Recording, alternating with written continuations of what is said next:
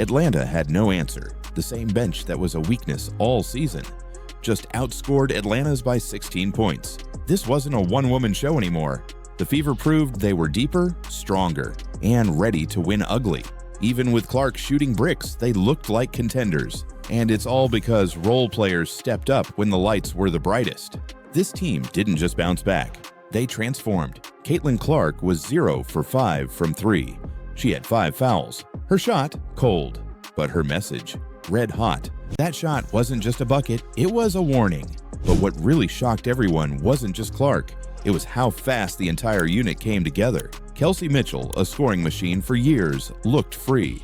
With veterans like DeWanna Bonner and Natasha Howard now taking on leadership, Mitchell no longer had to carry the load, and it showed. She was smiling between plays, cutting harder, and attacking like a pure scorer again. That's the thing about structure. When the right leaders are in place, the game opens up.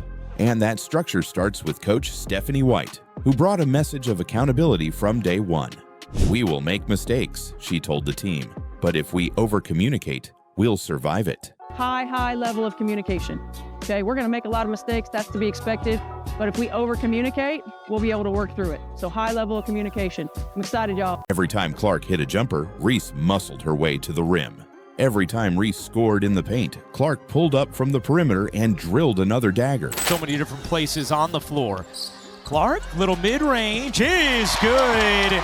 But something snapped in the second half. A rebound bounced high off the rim. Both Clark and Reese went for it. Arms tangled, hands fought. And then, it happened. Clark ripped at the ball with pure aggression. Reese held tight. The two locked eyes. Neither backed down. And the arena exploded. Therefore, the refs hit Reese with a flagrant one. The internet divided. Some said Clark flopped. Others praised her intensity, but no one could deny the electricity that moment brought. And through all of this chaos, Clark kept playing her game. She hit another deep three. Here's Clark firing and hitting. She dished out assist after assist. She ran the offense with poise most rookies can only dream of. Meanwhile, Reese was clearly frustrated. Her body language shifted. She missed close-range shots. She argued with refs. But don't get it twisted. This story isn't over, not even close. Because the next time these two meet, the pressure will be even higher, the spotlight even brighter, and the stakes personal.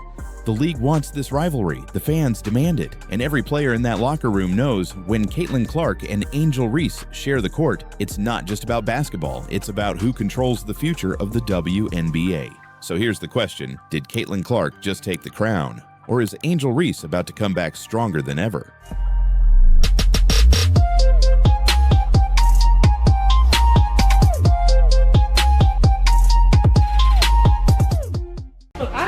Us to not make mistakes really while we're figuring this out, but what I don't want is to stop. The moment went viral. Cameras caught Reese refusing to shake hands. Clark, calm and collected, walked back to the bench, barely reacting. Reporters asked about the flagrant foul. Reese brushed it off.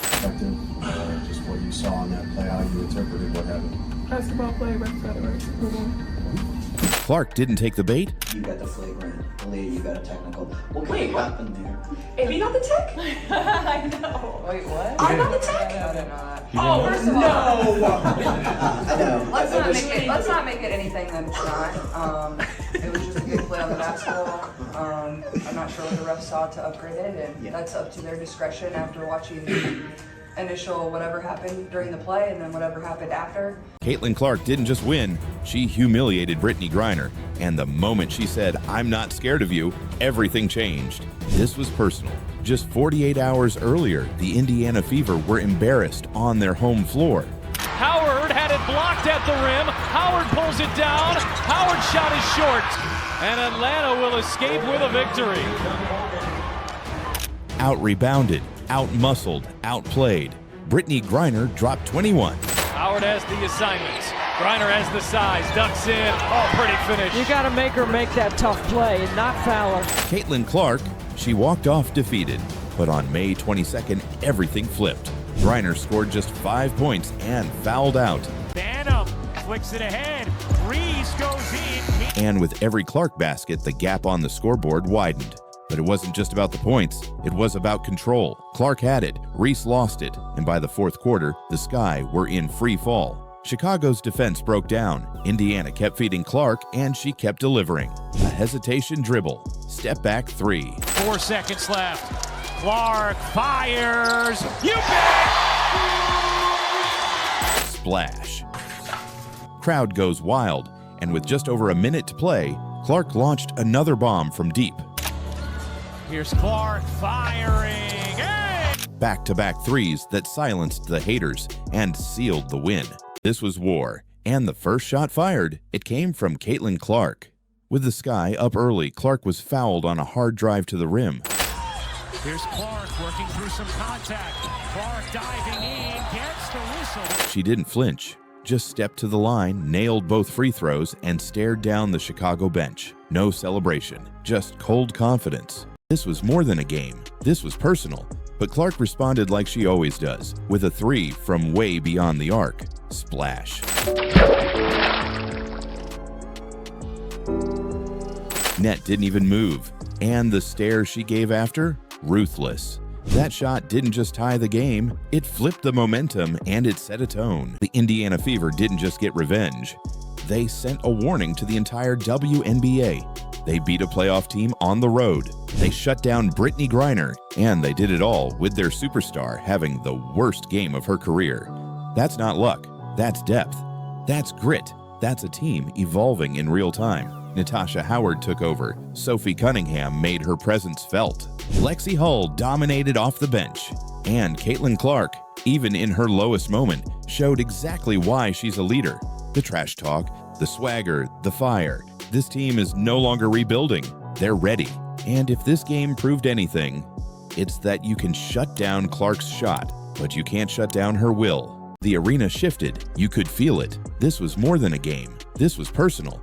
But Clark responded like she always does, with a three from way beyond the arc. Splash.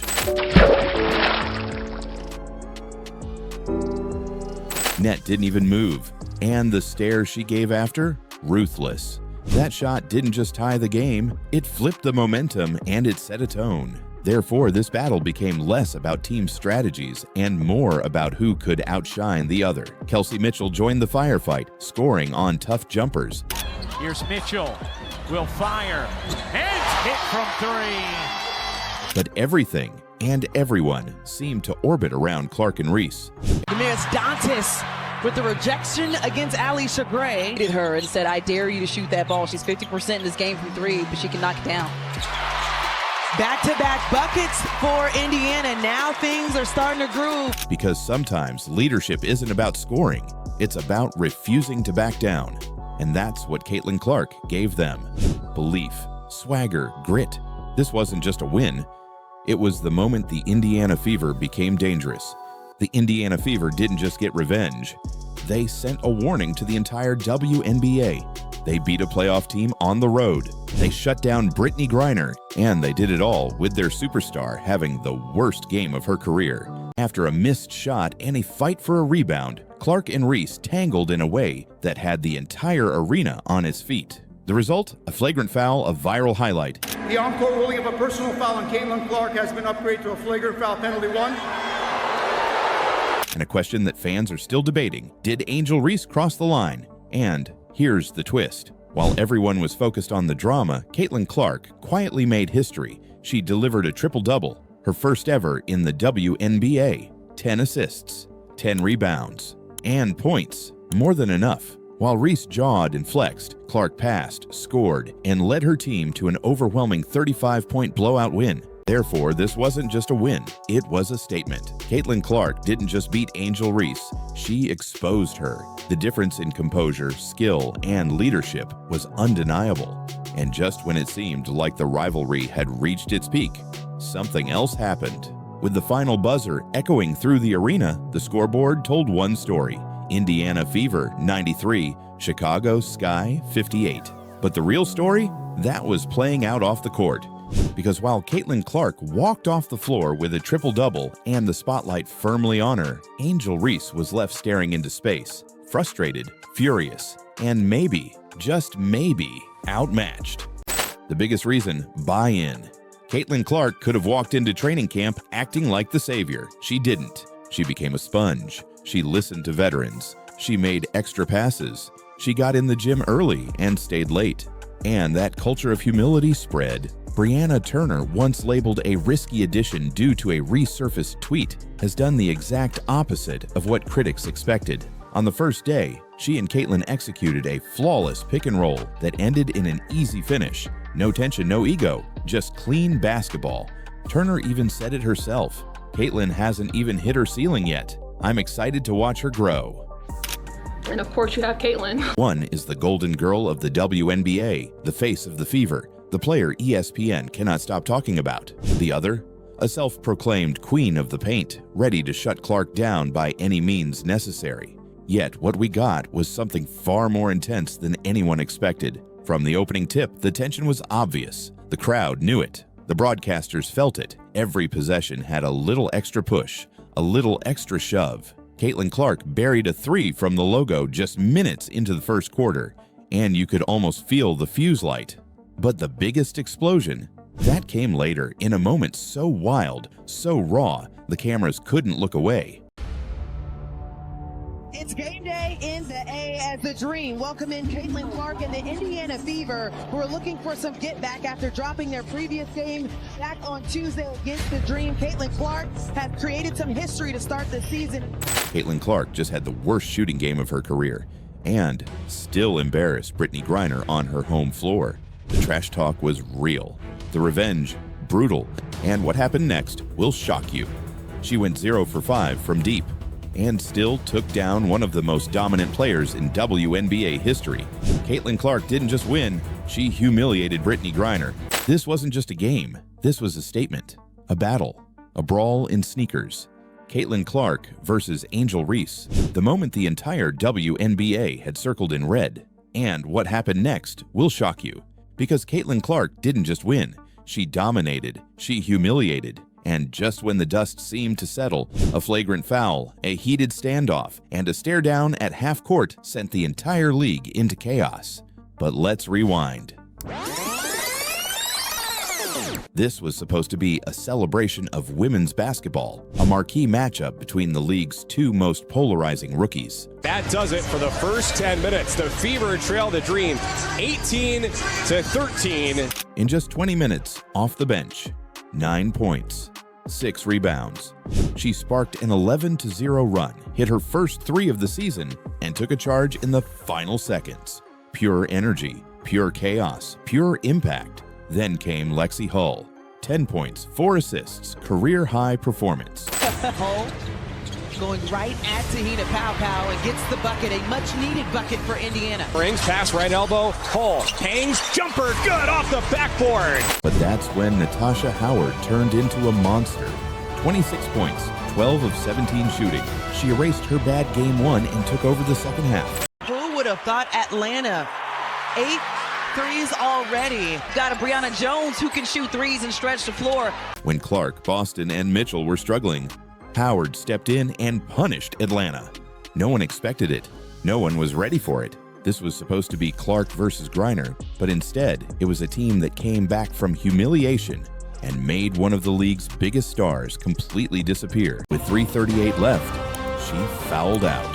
The arena went silent, but that's when Natasha Howard turned into a monster.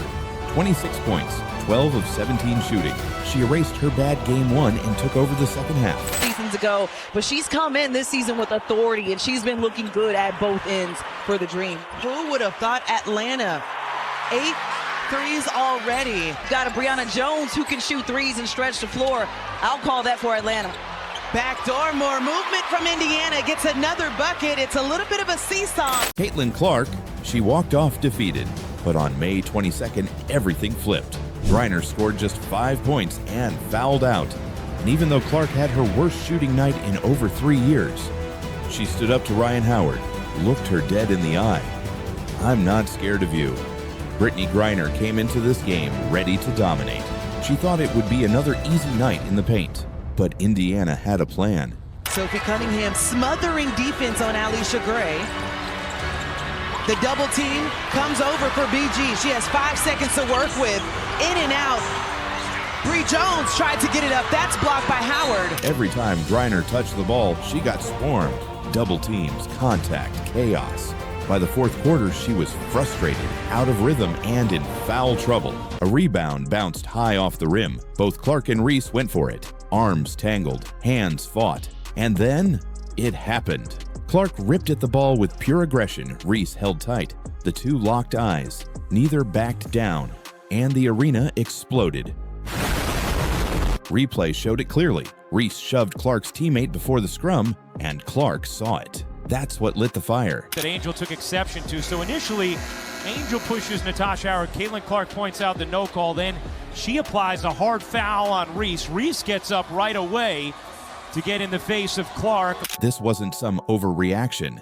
It was retaliation. Clark stood up for her teammate the only way she knows how, with grit, fire, and zero hesitation.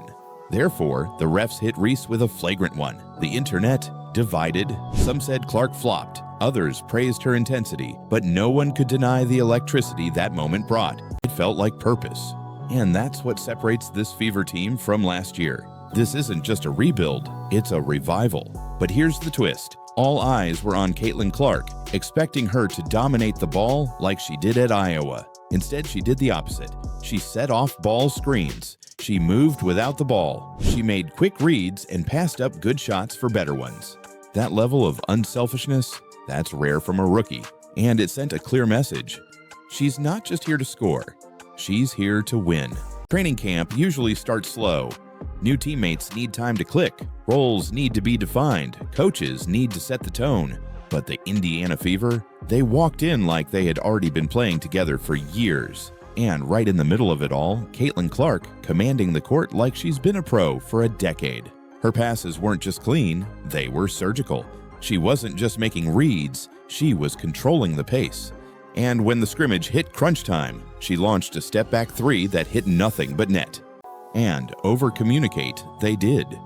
Drills paused, coaches corrected footwork, assistants demonstrated screen angles.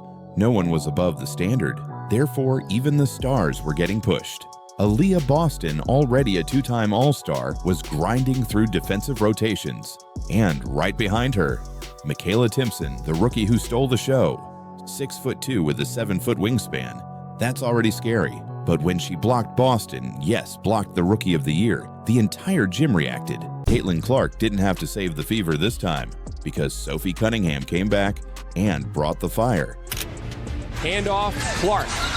Skip pass left wing. Cunningham tees it up, and the three is good.